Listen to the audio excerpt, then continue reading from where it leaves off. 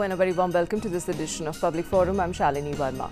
Prime Minister Narendra Modi made his Davos debut at this year's World Economic Forum's opening session. He showcased the ease of doing business in India to the world leaders and global CEOs, also calling for countries to unite to tackle the three big challenges of climate change, terrorism and protectionism.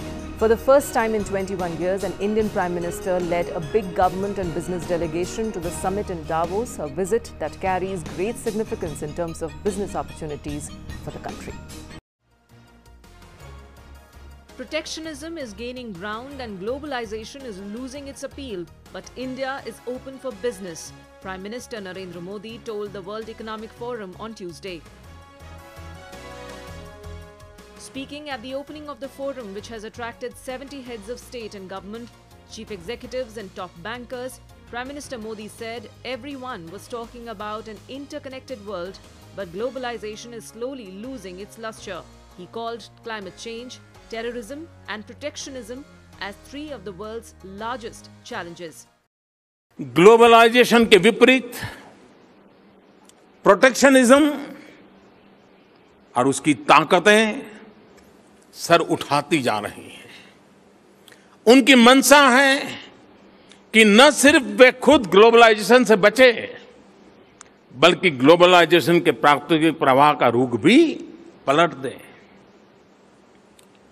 इसका एक परिणाम यह है कि नए नए प्रकार के टैरिफ और नॉन टैरिफ बैरियर्स देखने को मिल रहे हैं।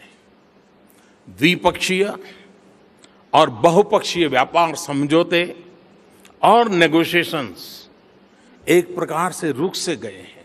He added that the world is seeing increasing protectionism with new tariff and non-tariff barriers coming up along the way and falls in cross-border trade and disrupted international supply chains across the world.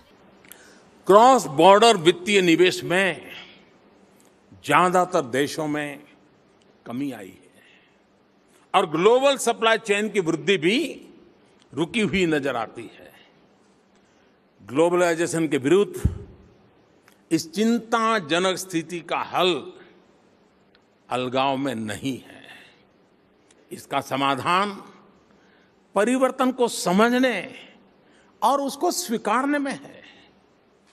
बदलते हुए समय के साथ चुस्त और लचीली नीतियों का स्वीकार करने में है, बनाने में है।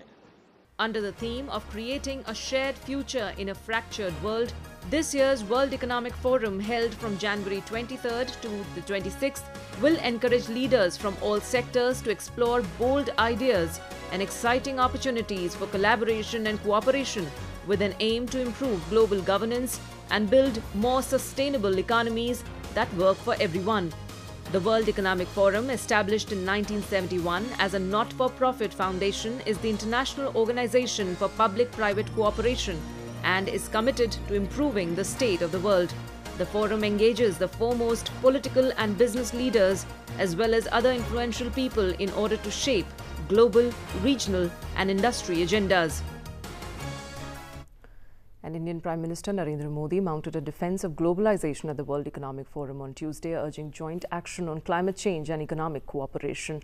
How significant are the issues flagged by the nations at the Davos summit this year? What are the common challenges and concerns for the world economies and the way forward? We discuss it all in Public Forum today, and joining me in the program is Dr. Ram Upendra, Head and Professor, Center for Regional Trade, and Ambassador Ajay Malhotra also joins me on the panel. Welcome to the program. Thank you. Well, I'd like to begin the discussion with you, Ambassador Malhotra. How significant do you think was this Davos summit for India, particularly since the Prime Minister was heading a huge delegation and also gave away a lot of signals, especially in his address at the opening plenary? I think it was hugely important. We haven't had such a presence there probably ever. In 1997, we had a previous Prime Minister visit, but that was as part of many things that were happening. Here we were to inaugurate the session and really showcase India and project it as really the engine of growth, engine of economic growth and growth generally for the rest of the world. I like the fact that within a 24-hour period, action-packed program was taken charge of and handled by our Prime Minister and other delegates who were there from India. because he had to come back for the forthcoming ASEAN-India summit. And yes, the blueprint he presented, I think, augurs well for how India will proceed in terms of reforms, in terms of how we are providing technology to our people, in terms of how we are modernizing our infrastructure. If you look at how intellectual property rights are being progressed and better protected in India, how our arbitration is being modernized so that companies who look at investing in India feel more reassured about it, and even our moves towards a more inclusive India. I think all of that was very nicely done and presented in the way it should be. Okay. There was something very important, Dr. Das, which the Prime Minister spoke about, in fact, before heading for the meet this time, that he said that it's very important for the world to hear it from the horse's mouth about India's policies. So do you think all that has been conveyed at the World Economic Forum this year? In my view, much more, and even more eloquently. His speech I see as a speech which reflects the way Indian culture and our heritage would look at the world and its problems, especially in the economic domain. And that is why when he talks of climate change, he invokes Mahatma Gandhi's trusteeship, where the world has enough for everyone's needs but not for everyone's greeds. He talks about protectionism, and he invokes Vasudhaiva Kutumbakam. This is how we have seen the world, as one whole entity.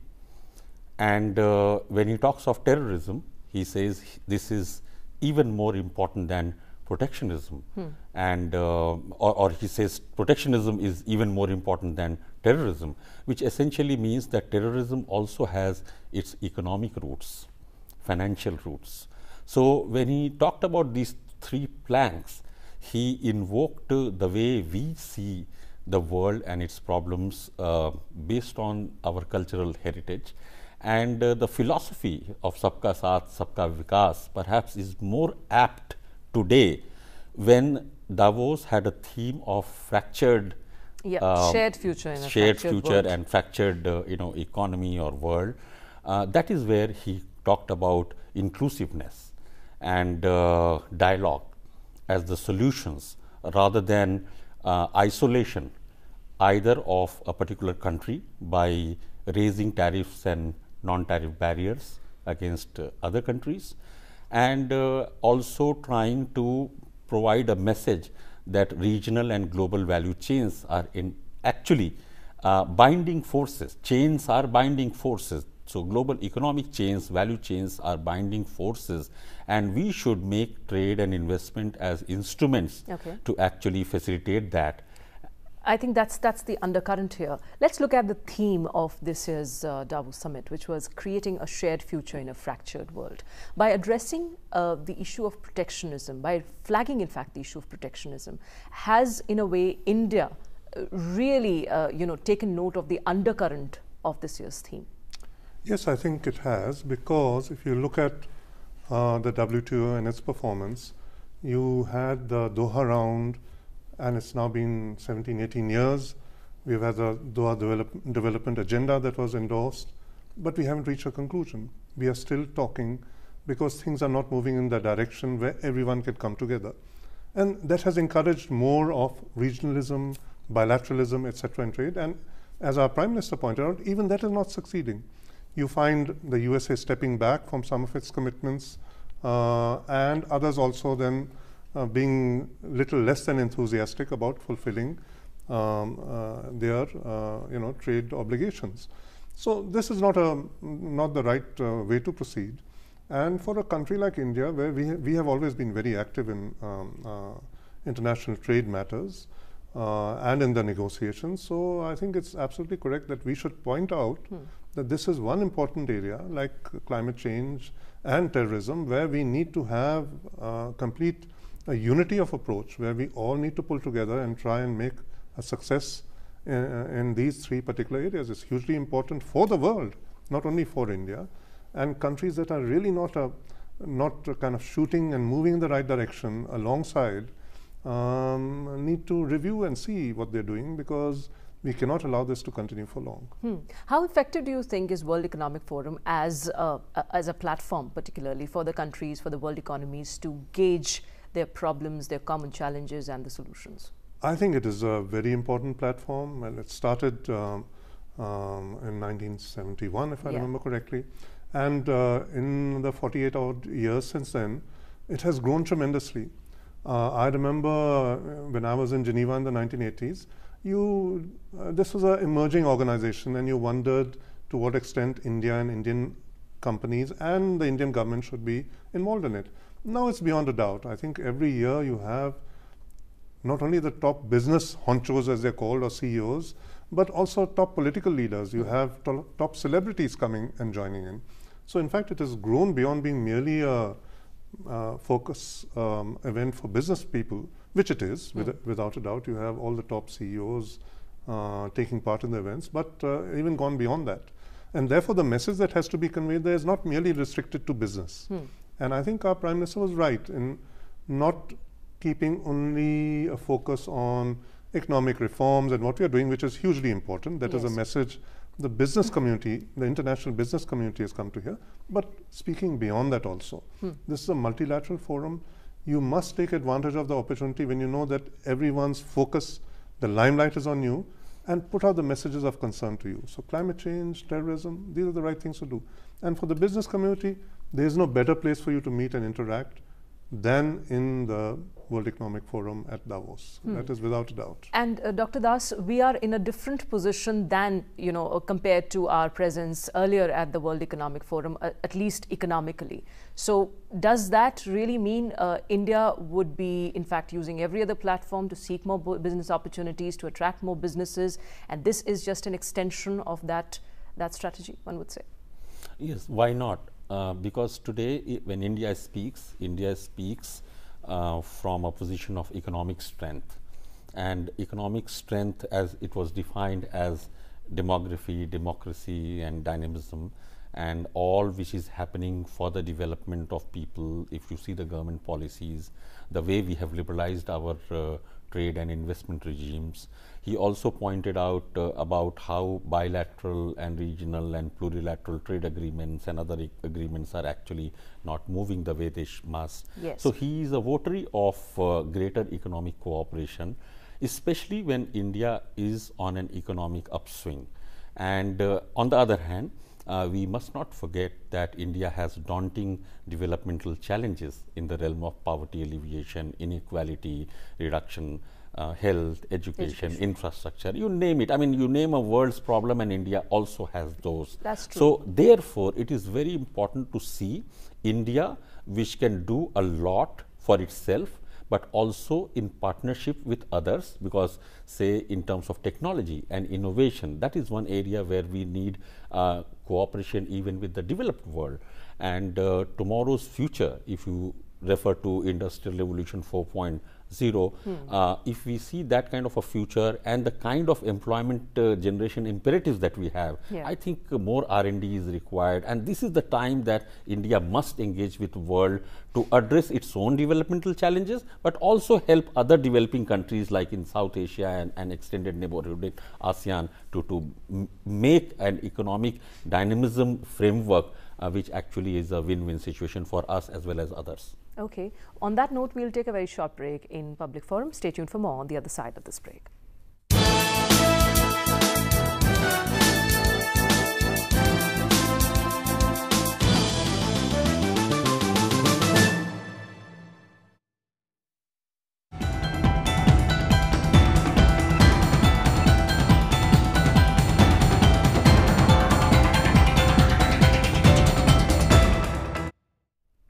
Welcome back. Prime Minister Narendra Modi met the World Economic Forum's International Business Council, comprising close to 120 senior global leaders. India currently is a $2.3 trillion economy and is poised to be the fastest growing in 2018, with expected growth of 7.3% ahead of China, according to the World Bank's Global Economic Prospects report released earlier this month. Prime Minister Modi represented India at the Davos summit this year as a global growth hotspot.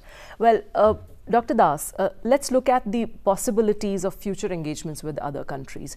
How do you look at the areas of cooperations? You just mentioned technology and, of course, economy being the undercurrent in most of these negotiations or the deals that we have with other countries. How do you see the future of ties between nations here? I think if we look at this from purely India's developmental challenges, I would flag a few areas of infrastructure. One is, of course, physical infrastructure, where rail, road, waterways, shipping lines, air links. But second, which is very important, is improving our trade infrastructure to facilitate greater trade. Third is, of course, the social infrastructure, which essentially comprises health and education, and within health, both curative and preventive healthcare. In education, I would like to focus on all levels. Many times, the primary and the secondary education are not as much emphasized all over India, as much as tertiary education and secondary education in some pockets of India. So I see social infrastructure, physical infrastructure, trade infrastructure, financial infrastructure, as well as technology infrastructure. If we focus on these 5 planks, I think even if we are looking at from the point of view of India's developmental challenges and the way ahead to address some of the very daunting tasks that we have in hand, the moment we try to address these with the help of global economic engagements and economic partnerships with both developed and developing countries alike, these also become economic opportunities for other countries as well. That's so true. Because the scale of these problems are so enormous that there is a place for every other country. But these are times which offer different challenges. Let's look at the world and some countries which are trying to look inwards now. The points flagged by India too, this time at the Davos. How do you look at the challenges that it poses? It's not just the openness in policies, but it's also the openness in thoughts, in mind, in action, which the countries really need to show at this juncture. When the World Economic Forum calls it a fractured world, there's a lot which one has to really read. So how do you look at the challenges which the new era is rather posing to the world? I would agree with you. It's a major challenge, and it won't be easy to handle, because political elites in particular countries are looking for their longevity and therefore looking at opportunities to strengthen their domestic position, especially those who are in their first tenure, and not paying attention to the fact that you need to focus on multilateral aspects also. You need to look at the fact that you need to have consultation, you need to have cooperation rather than confrontation. If the world has to move ahead, if we all have to benefit from the synergies of each other, we need to move in a particular way, in a particular direction. Now, if some are going another direction and others are pulling in yet another direction, that's not helpful at all.